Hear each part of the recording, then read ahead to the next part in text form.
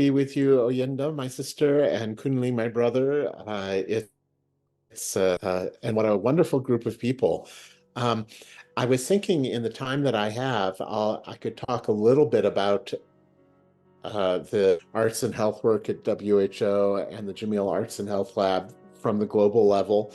But maybe we could also make it a little bit more interactive and field some questions or get some conversation going with the participants. But just to start us off, I'm the Arts and Health Lead at the World Health Organization. I'm based in Geneva, but of course, we're the global headquarters, so I work throughout the world. Um, the One of the themes that I heard in a lot of the presentations today is the powerful tool of hope. How engaging the arts can bring hope to communities and individuals who are facing misfortune, are facing unequal power relationships, are facing financial obstacles, societal barriers, and and somehow creative expression offers a pathway to navigate through these obstacles, even physical and medical conditions. In order to get into a healing mode, you have to have some sense of how you might be able to pass through that period. And it kind of begs the question of what's going on there? What is it about the arts that actually provides that hopeful attitude? And one of the things that's been helpful to me is a quote from the Swiss psychologist Carl Jung, who once said, "Loneliness is not the absence of people. Loneliness is the inability to express what matters you most." And in some ways, that's the most powerful thing that the arts can do. It allows you to express what matters to you. And if you cannot find the words, then perhaps you can find the feeling through a sound, through a gesture, a movement in space, the framing of an image. Or if you yourself cannot express it because you don't have the words, or you're in an unequal power relationship, maybe an artist can act as an intermediary to help you find that expression, to make you feel less lonely, to get better connected to yourself, to each other, the community around you, and the landscape, the world itself around you. This is something very deep in the human psyche, in our DNA. It goes back at least 70,000 years to the midpoint of the brief life of our species so far, where we saw for the first time fossil record two things that hint at this power. The first was the first example of art of a human figure with an animal head, something that does not exist in nature. It was a work of the imagination. The magic what if, trying to imagine something that doesn't yet exist or may never exist. And yet at the same time, you also have the first examples of medical intervention to save people's lives. For instance, the first archaeological example of a healed femur. And when you think about that, to heal a broken femur, up until that, in the history of life on this planet, a wound that grievous was a death sentence. And in fact, the clan or the tribe or the herd not try to heal that wounded individual because it put the tribe itself at risk. So the things that had to happen to heal that femur were, you had to be able to, first of all, imagine that that person could survive. You had to imagine a technique that would allow that person to survive. And you had to, as a group, agree that defending, supporting a vulnerable individual was worth actually putting the entire tribe at risk, that the value of that was of that individual was as much as the whole value of the tribe. And that was a huge revolution. To what that shows, hope itself is a creative act. That moment 70,000 years ago is what they call the cognitive revolution, the ability to imagine something that doesn't exist and to try and create a pathway to make it exist, either through an artistic expression or from the science side to test and develop a way of bringing it into reality. So in fact, art and medical science have common DNA. They spring from the same root in the midbrain. And at the center of it is this notion of hope.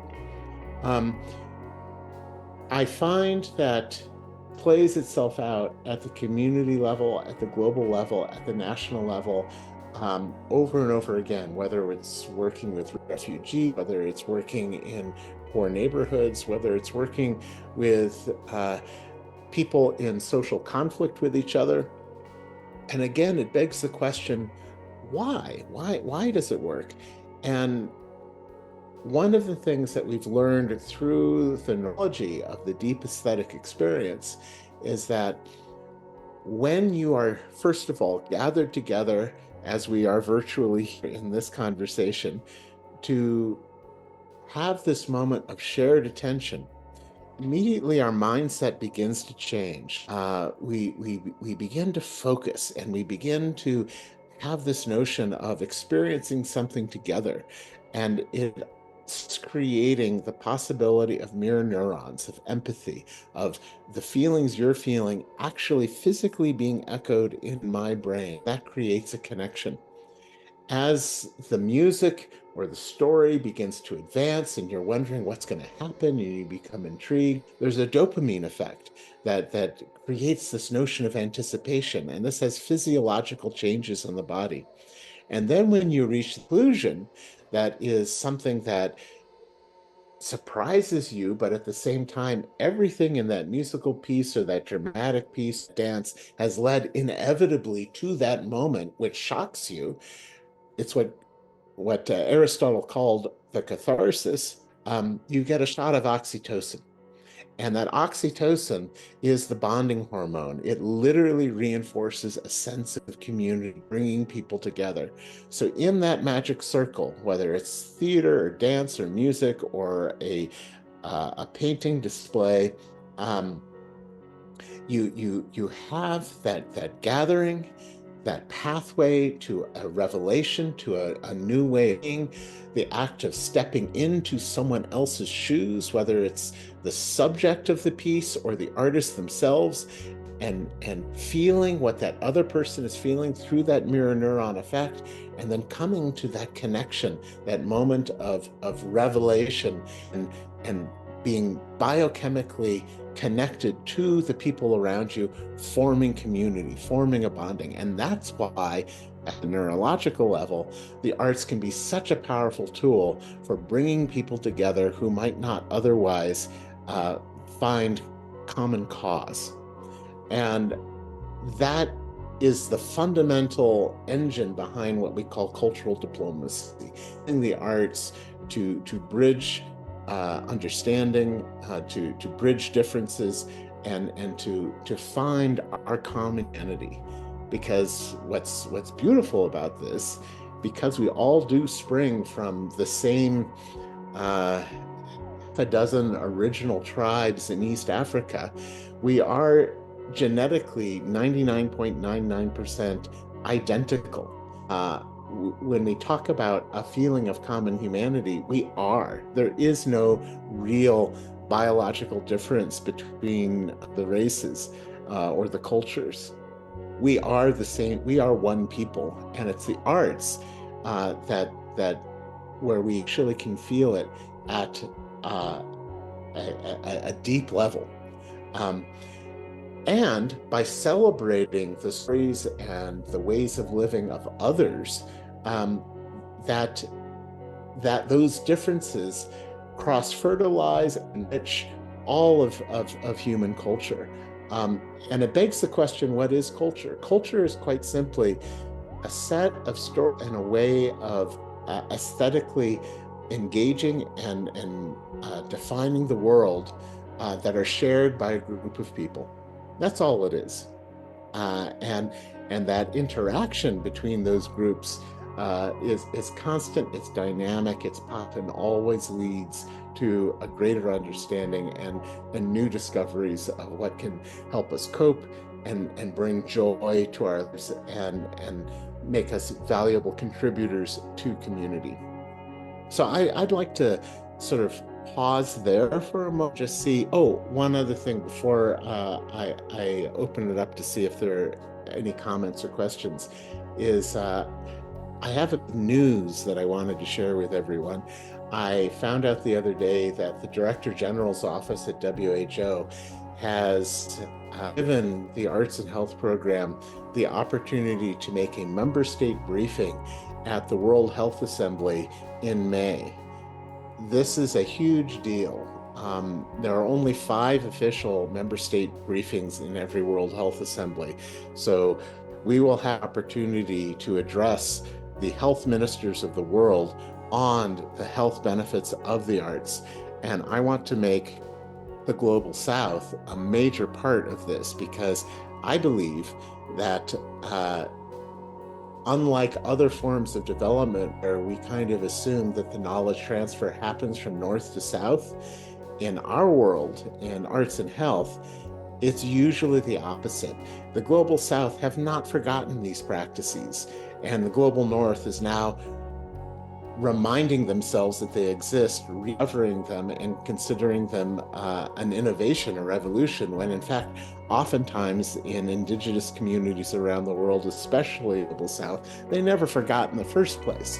So I want to give credit where credit is due, and to have those voices in that brief loud and clear talk about these practices. And what's new now is our ability to measure it, our ability to be able to scale it to reach the most underserved populations, and ideally to spur a revolution around the world. And I'd say today it's needed as much as it's ever been needed.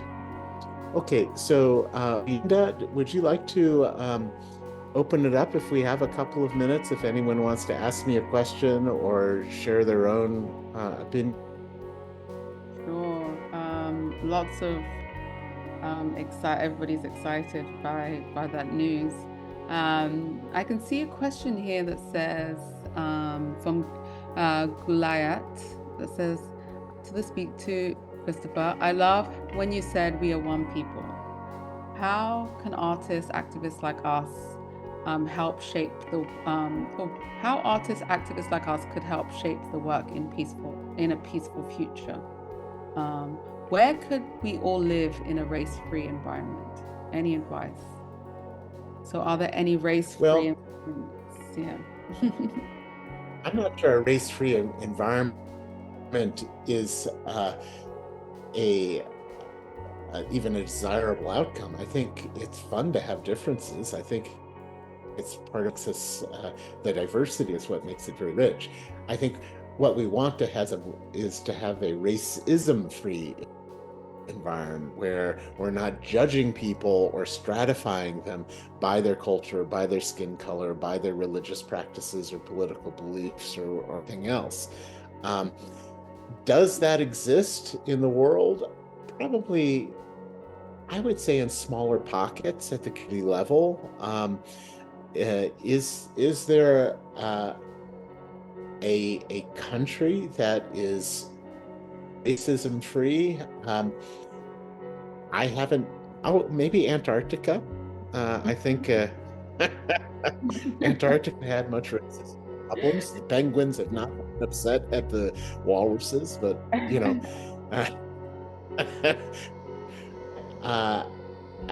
think the problem is, I talked about the cognitive revolution 70 years ago. When we developed this notion of compassion, where we could take the tribe, put it at risk, to help the vulnerable. Compassion comes from the Latin words compassio, which means struggle together. And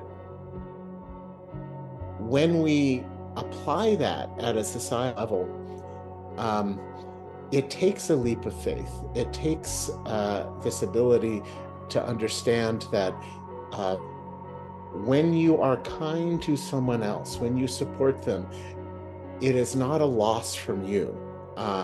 Your success does not diminish mine, and vice versa. It's a little bit like what Thomas Jefferson said when he said, "When I light a candle with yours, my light does not diminish, but together we make the room that much brighter." Unfortunately, that's a revolution that is still being fought today. That revolution is not complete. And I think part of the mission of what we collectively do as artists and healers is to try and complete that revolution, to help people understand that being kind and supportive of others less fortunate than ourselves is not a diminishment of ourselves. It's actually an ennobling of all